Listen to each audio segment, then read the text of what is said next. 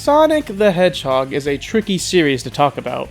For a franchise that's been going on as long as it has and all of its drastic changes in design, the roller coaster of quality notwithstanding, it has a lot of fans for all sorts of games that have come out. Sonic has gone through a lot of phases in his life, but the period I want to talk about specifically today is the Dreamcast era. The jump to 3D was a bumpy time for all sorts of games, and it's no secret that some made it through a little more smoothly than Sonic did. Taking a game about going fast and getting to the end of the stage and bringing it into the third dimension with story arcs and character development, cutscenes, and new game modes to pad out the time was a drastic shift for the series, and I feel no character emphasizes these changes to the franchise more so than the character of Shadow. I feel like Shadow and the games that he's associated with get a lot of flack from the more hardcore Sonic community because they were made during a time when the same old Sonic game just wasn't cutting it anymore. Sega had to make some drastic changes to the formula in order to adapt to the changing gaming market, and of course that wouldn't have come without some backlash, but even nowadays, with this era of Sonic's history, is very hit and miss, as many people mark the jump to 3D as the start of the series' decline. Which I don't really agree with, as although this era isn't very emblematic of Sonic's roots or his image nowadays, I really did enjoy the games as they were. They were what Sega believed was the best course of action to take with the series at the time, and to an extent I agree with that. You can't make the same game forever after all, and with a new direction of games also comes a new direction of characters. Sonic and Friends were simple characters for simple games. They had one-dimensional personalities and solid, easy-to-gauge character designs to emphasize their key traits without having to rely on lengthy character interactions to point them out. All you needed was a curved shape to show that he can turn into a ball and some pointy bits to say, but bringing all that into a game with stuff like voice acting left a lot to be desired. They needed new characters with motivations, history, and new abilities to flesh out the world and the things that you could do in the game. Enter Shadow. After taking a single look side by side, you can tell that he's got a little bit more going on than the rest of the gang. He's shaped like the hero, but he looks like a villain. He's got more patterns on his body. He's got some sick-ass rocket shoes. His black coloration and hints of orange and red to contrast with Sonic's blues and whites suggest the duality of their relationship, but Shadow still has an air of mystery surrounding him. He has new powers and a past that drives the story along.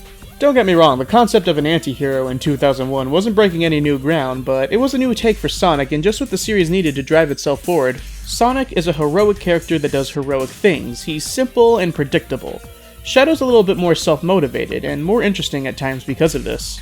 He never really cared if he was working for or against the good guys. Whatever he did was for his own personal goals, which was just enough of a character dynamic when matched with the rest of the crew to make for some interesting scenarios. Now again, none of this was too complex. You're not going to see Shadow winning any awards for the deepest character in a Sonic game. Gamma already has that spot on lockdown.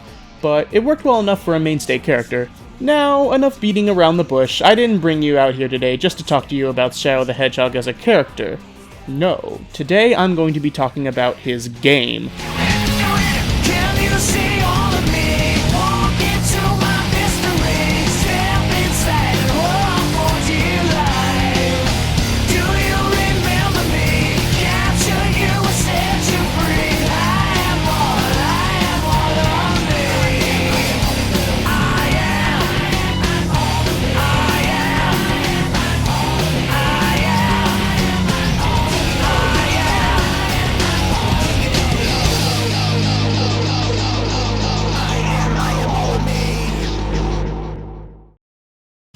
Yeah, that's right, we're gonna be talking about the edgy gun game, Edgy the Hedgehog. Ow, the edge. Alright, are we done? Is that enough? Can we get all those jokes out of the way? Yeah, this game might have taken some creative liberties with the tone and the characters in the game, but I'd be lying if I said I didn't eat that shit up. And when you look at this game for its core gameplay and its impact on the overall series, you can see it in the same light as I do. So what do you even do in this game? It's not too much different than the usual Sonic affair, actually. A lot of running, platforming, collecting rings, exterminating all life on Earth, and loop-de-loops. You start the game off as Shadow after the events of Sonic Heroes. He doesn't remember a single thing about himself, as he was assumed dead at the end of SA2, and he has amnesia. Your goal is to learn the truth about his past and origins, collect the Chaos Emeralds, and deal with the incoming threat of those black creatures. Yeah, you can tell this game was praised for its quality of writing. Now, you might just be able to write this game off as an awkward spin-off and a far-fetched title for a Sonic game because of how drastically different it is at first glance, but when you take a closer look at it, you'll be able to see it as the last hurrah for the adventure-era games before 06 came along and messed everything up. When you put this game alongside the rest of the mainline series since the jump to 3D, you can start to see a series of progression on the gameplay styles presented to the player.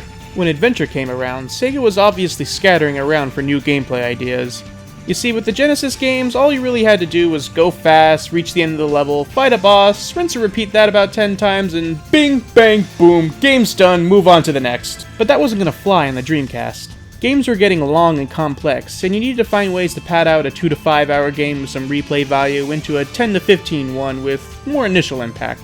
And while slowing down Sonic and moving in 3D helps a little in this regard, the biggest contribution was the plethora of gameplay styles. Half as much to slow down the game, and equally as much to find a gameplay style to fit in 3D, the 6 playable characters are what made Sonic Adventure the game that it is, as much as everyone likes to complain that Sonic's the best one and the only one that really matters. But Sega took that criticism to heart moving forward.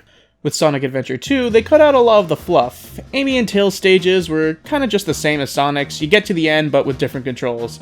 And Big the Cat stages were Big the Cat stages. The 3 styles you had left played differently enough to justify dividing up the gameplay, and they made massive improvements to how all of them played through different controls and new features, Emerald Radar notwithstanding.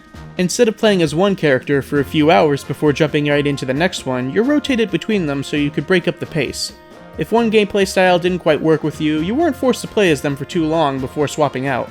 When Heroes came around, they noticed people still really weren't connecting with the treasure hunting and shooting levels, but people still really liked having multiple gameplay styles and different objectives. They also wanted to go back to a story and level design more similar to what you had on the Genesis games. So they focused the game about what worked best, being the get-to-the-end style stages, and went hard on the idea of diversifying the gameplay scene in each stage.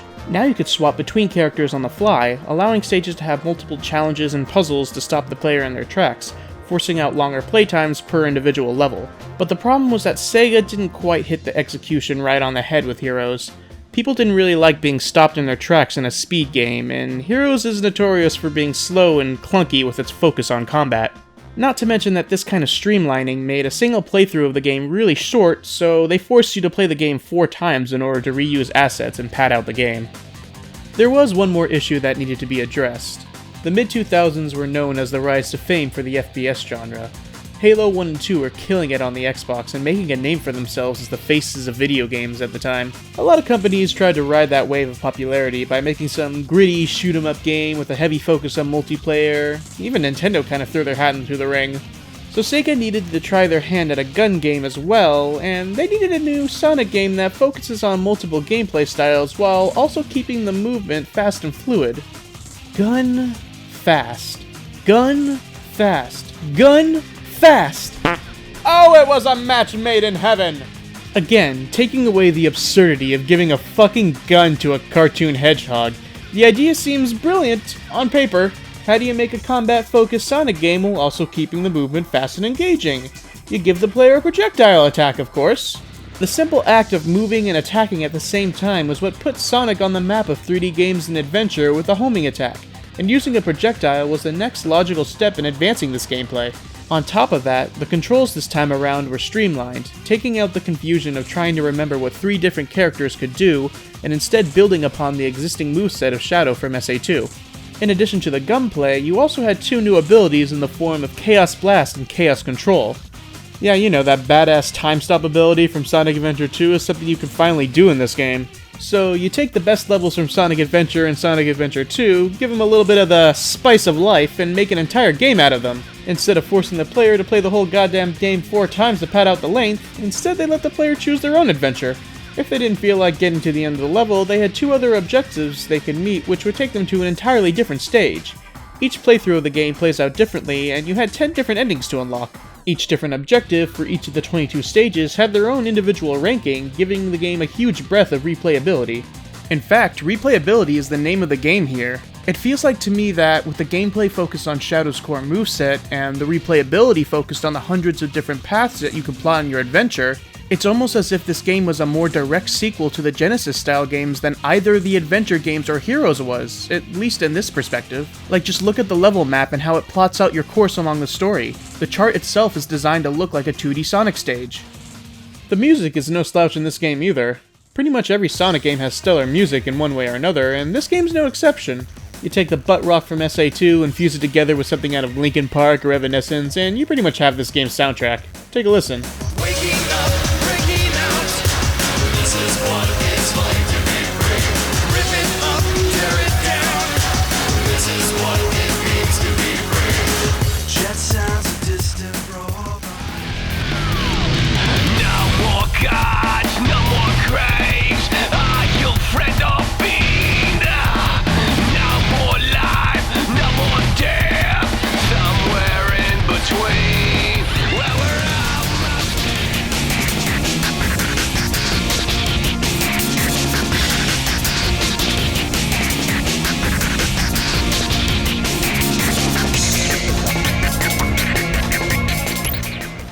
You even have some sick remixes from themes from Sonic Adventure 2, which are a really nice touch in my opinion.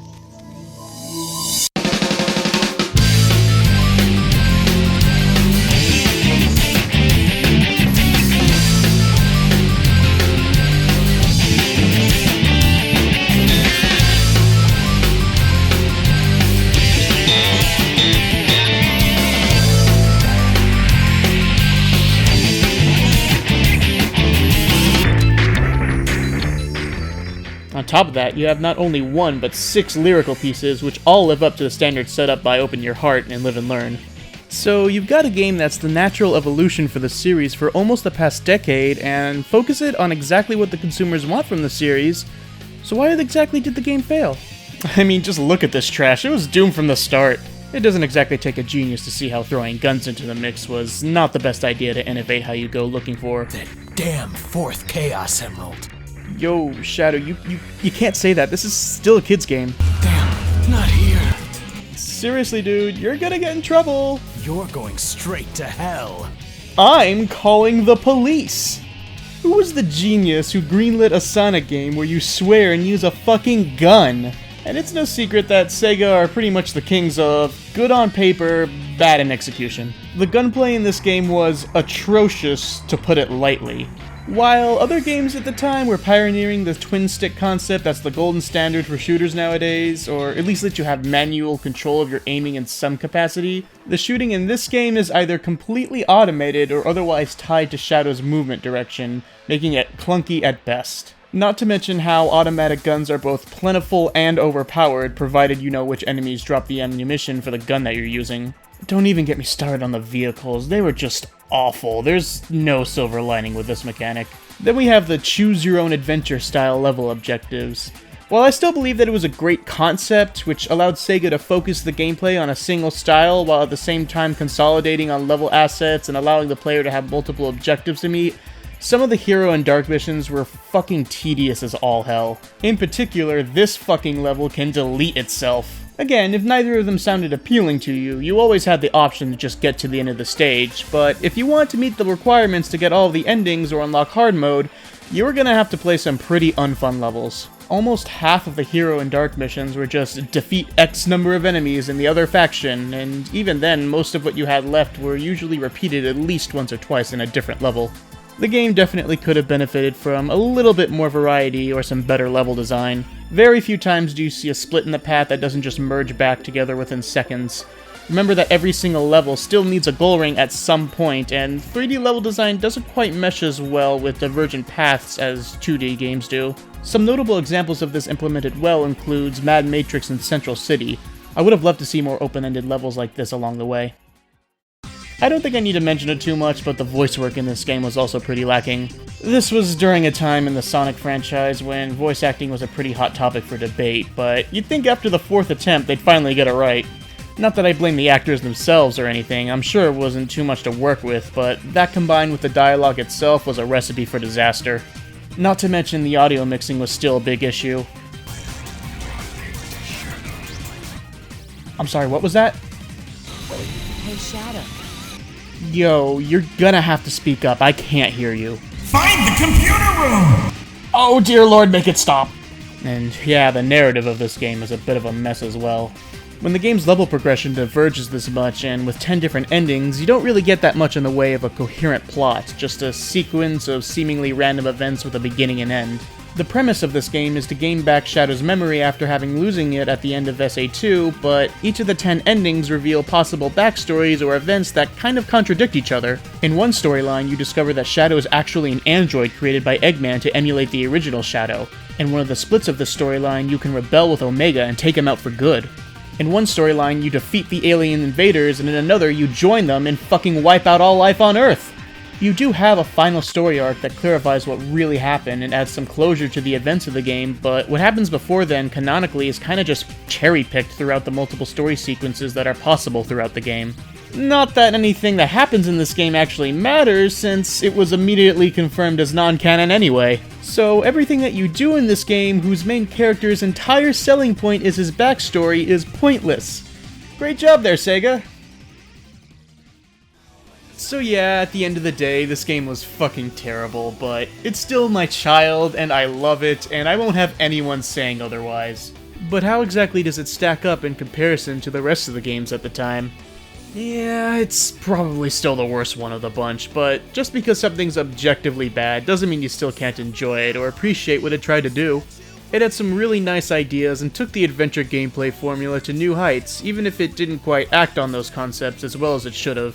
If Sega ever decides to go back to the adventure gameplay for whatever reason, I really hope they use this game as a jumping off point and develop the moveset even further, or have some divergent level objectives, just maybe leave the guns and swearing behind. It'd be a nice breath of fresh air considering how linear Sonic's games are nowadays. Who knows, maybe in Generations 2, Sonic will bust out a gat and tell Eggman he's tired of his fucking bullshit. If your Abomination Sonic OC can be a canon character, the sky's the limit, I suppose. Going back to what I said at the start, it's pretty clear that Shadow was very emblematic of the Sonic franchise as a whole at this point in time. In both his character, and I think in his game as well. They were all pretty buggy, edgy messes that didn't really know what they were doing at the time, but still somehow ended up being full of charm and energy. And the message of the game really hits home with this comparison as well. It isn't your past that makes you who you are, it's what you do with it and how you act moving forward to become something amazing in the future. What a waste of my time.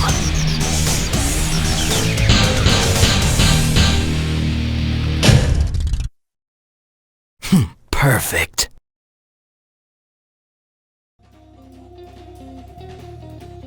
Thanks everyone for watching the video, I hope you enjoyed it. If you did, feel free to fuck up that subscribe button over there, it'd really help me out. And if you want to see me rant about some other bullshit games that nobody cares about, maybe go check out my Twitter. Take care guys, and I'll see you in the next one.